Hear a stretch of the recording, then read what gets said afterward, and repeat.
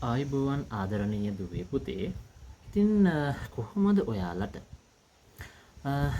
මේ පාර තියෙන දහම් පාසල් සිසු නිපුණතා පරීක්ෂණයේ කතික නිපුණතාවයට පෙනී සිටින්න බලාපොරොත්තුවෙන් ඉන්න ආදරණීය දුවා දරුවන්ට ඉතාම වැදගත් වෙන කරුණක් සම්බන්ධව කතා කරන්න තමයි දැනුවත් කරන්න තමයි අද මම මේ වීඩියෝව ඔයාලා වෙත අරගෙන එන්නේ. ගොඩාක් දරුවෝ අපෙන් අහලා තිබ්බ දෙයක් තමයි කොහොමද කතික තරංගයකට ප්‍රවේශයක් ලබා ගන්න කියන එක.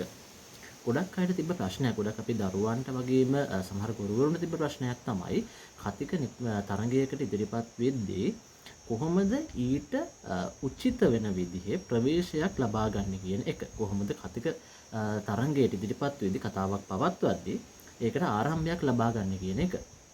ඉතින් අද මම බලාපොරොත්තු වෙනවා සාම්ප්‍රදායික ක්‍රමවලින් බැහැර වෙලා අලුත් විදිහකට කොහොමද කතික තරංගයකට ඉදිරිපත් වෙන දරුවෙකුට ඒ සඳහා හොඳ අලංකාර ප්‍රවේශයක් ලබා ගන්න කියන එක සම්බන්ධව ඔයාලව දැනුවත් කරන්නට. අපි දන්නවා විශේෂයෙන්ම කතික තරංග මීට කලින් තරංග වලට ගිය දරුවෝ ඉන්නවා නම් එයාලා දන්නවා අපිට තියෙනවා අපි දරුවන්ට තියෙනවා කතික තරංගයකට ආරම්භයක කතික තරංගයට ප්‍රවේශයක් ලබා ගන්න සාම්ප්‍රදායික ක්‍රමවේදයක්. හැමෝම භාවිතා කරන ගොඩාක් තැන්වල භාවිතා වෙන මේ සාම්ප්‍රදායික ක්‍රමවේදයේ ඔස්සේ තමයි අපේ ගොඩක් දරුවෝ කතික තරංගයට ප්‍රවේශයක් ලබා ගන්නේ. මොකක්ද මේ සාම්ප්‍රදායික ක්‍රමය? ඒ තමයි අපි දරුවෙක් විනිශ්චය මණ්ඩලයේ ඉස්සරහට ගිහිල්ලා සුබ උදෑසනක් ප්‍රාර්ථනා කරනවා. ඊට පස්සේ මෙන්න මේ විදිහට තමයි දරුවෙක් කතික තරංගයට ප්‍රවේශය ලබා ගන්න සාම්ප්‍රදායික ක්‍රමයට.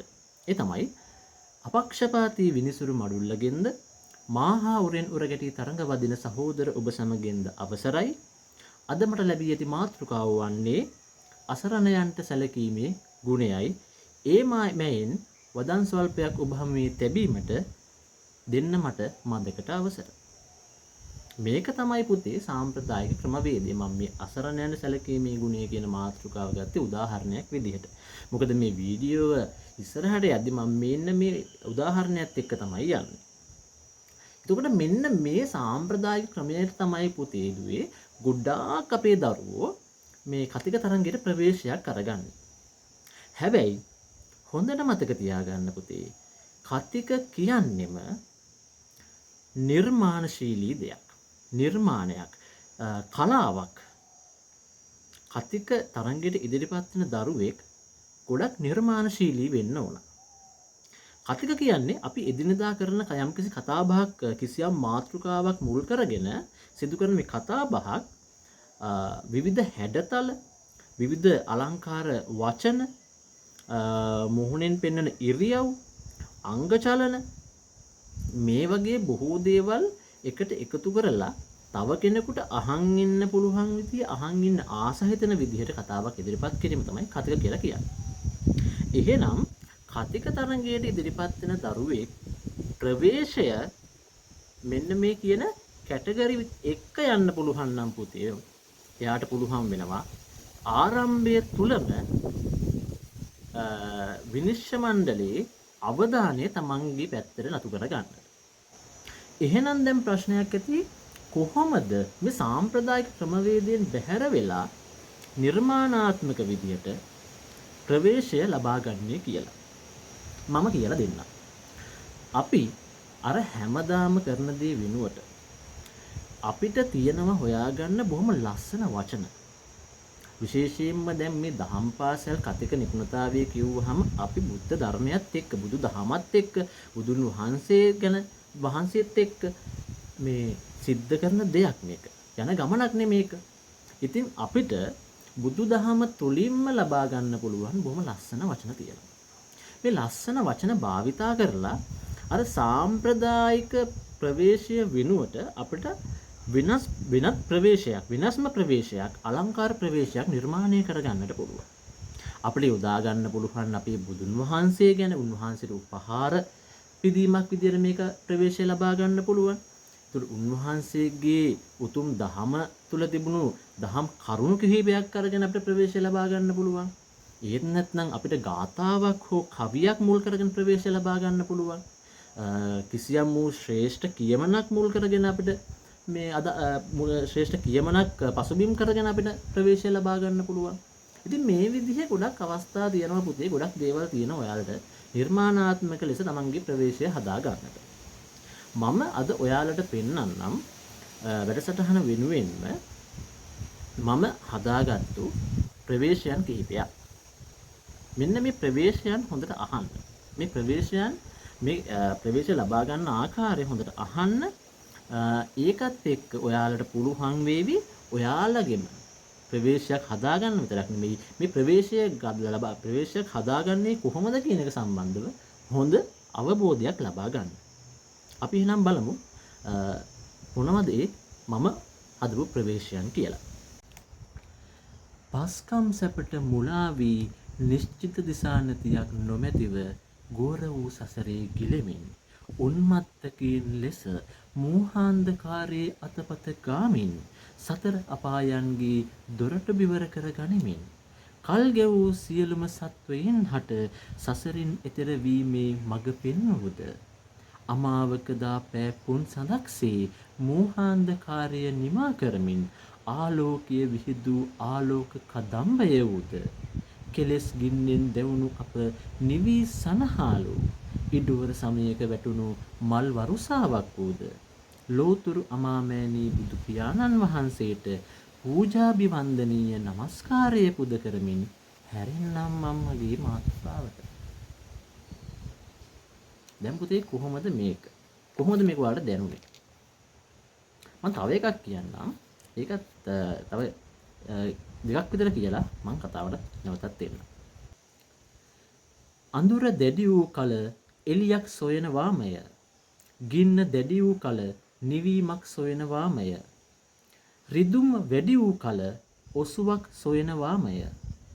ඉතින් මෝහය නම් මහා අඳුරටත් රාගය නම් මහා ගින්නටත් ද්වේෂය නම් මහා රිදුමටත් ඇති එකම පිළිතුර නිවනය.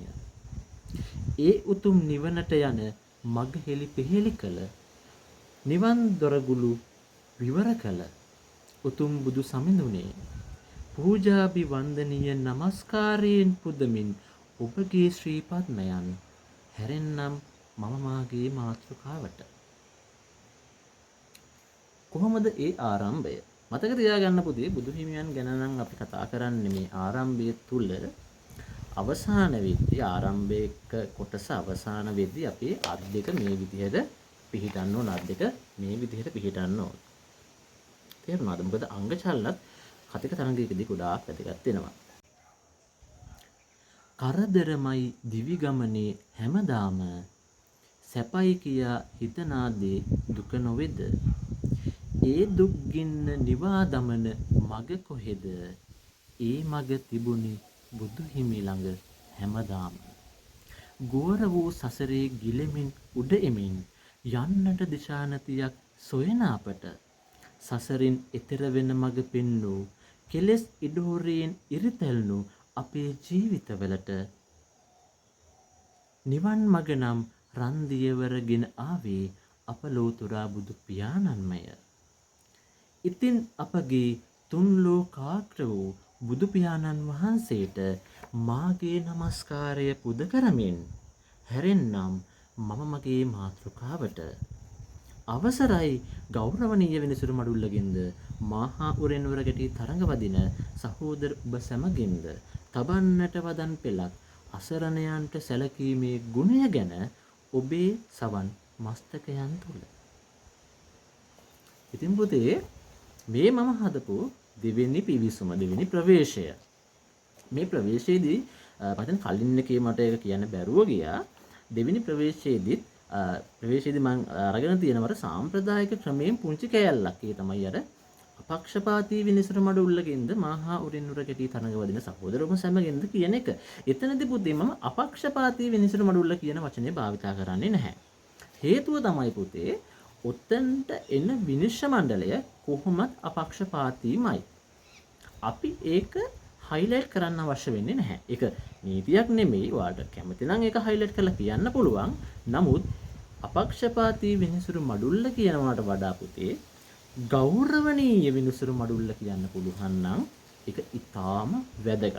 දහම් පාසල් දරුවෙකු විදිහට ඒක බොහෝම වැදගත්. ඒ වගේම විනිශ්චය මණ්ඩලයට අපි උපහාරයක් පුද කරමින් තමයි මේ කතාවට ප්‍රවේශය ලබා දෙන්නේ. හොඳයි අපි බලමු දැන් කොහොමද දහම් කරුණක් විදිහට තමන්ගේ මාතෘකාව හඳුන්වා දෙමින් ප්‍රවේශයක් ලබා ගන්න කියලා. මම හදපෙක මම ඔයාලට කියවනම් මේ විදිහට අඳුරේ අතපත ගාමින් එලියක් සොයයි නම් ගින්නෙහි දැවෙමින් පෙන් පොදක් සොයයි නම් වේදනාවෙහි තැවෙමින් ඔසුබිඳක් සොයයි නම් ඔබට පිහිටක් ලැබෙන තැන නම් උතුම් බුදු හිමි දෙසූ දහමය. ඒ දහම තරම් සැනසීම උදා කරලූ දහමක් මේ මහා විශ්වයේ තවත් නැත. ඉතින් බුදු හිමියන්ගේ ඒ උතුම් දහම තුල එන අසරණයන්ට සැලකීමේ ගුණය ගැන තබන්නට වදන් පෙළක් අවසරයි ගෞරවනීය විනිසුරු මඩුල්ලගෙන්ද මාහා උරෙන් උරගැටි තරඟ වදින සහෝදර ඔබ සමගෙන්ද. දැක්කද? දැන් මේ අපි මාතෘකාව ගත්තේ බුදුන් වහන්සේගේ දහම තුල එන දහම් කරුණක් විදිහට. සාරා සංකේය කල්පලක්ෂයක් උතුම් දසපාරමී දම්පුරා සක්විති රජ පදවිය දැකුමටද අමහිරි වූ හන වස්ත්‍රයක් මෙන් ඉවත දමා පුරා 6 වසරක් අමහිරි දුක් ක්‍රියා කළා. 45 වසක් මුළුල්ලේ දේශනාවට උතුම් දහමක් සොයා තිලෝ හිමියන් දෙසූ ඒ උතුම් දහම තුල එන අසරණයන්ට සැලකීමේ ගුණය ගැන තබන්නට වදන් පෙළක් අවසරයි ගෞරවනීය විනිසුරු මඩුල්ලගෙන්ද මාහා උරෙන් උරගැටි තරඟ වදින සහෝදර ඔබ සමගෙන්ද. දැන් පුතේ මම ඔයාලට කලින් කිව්වා මම මේ අසරණ සැලකීමේ ගුණය කියන මාතෘකාව ගන්න උදාහරණයක් විදිහට හැම එකටම මම මේක ඇටච් කරලා තමයි අරගෙන යන්නේ. ඉතින් මෙන්න මේක බලන්න. දැන් මේකෙත් තියෙන බුදුන් වහන්සේ සිදුහත් බෝසතාණන් වහන්සේගේ කාලේ ඉඳන් බුදුබව ලැබෙන තුරු යම් කිසි කොටසක් මේක ඇතුළේ කියවෙනවා. සක්විති රජ වෙන්නට ගියා. නමුත් සක්විති රජකම ඉවත දාලා බුද්ධත්වයේ සොයාගෙන ගියා. ඉතින් අපි හිතන්නේ ලස්සන දෙයක් අපිට මේ අරගන්න පුළුවන්. ඒතකොට සාරාංශකේ කල්පලක්ෂයක් උන්වහන්සේ පෙරුමන් පෙරුවා. දස පාරමිතා පෙරුවා. ගෞතම ලෙස බුදු වෙන්නට ගෞතම නමින් බුද්ධත්වයට පත් වෙනට උන්වහන්සේ දස පාරමිතා දම් පිරුවා. ඉතින් මෙන්න මේක අපිට අරගන්න පුළුවන්. ඒතකොට 6 වසක් පුරා අමිහිරි දුෂ්කර ක්‍රියා කෙරුවා. ඒතකොට 45 වසක් 56 වසරක් මුළුල්ලේ ධර්මදේශනාවකේ ධර්මයේ උතුම් ධර්මයේ බෙදා හැරියා.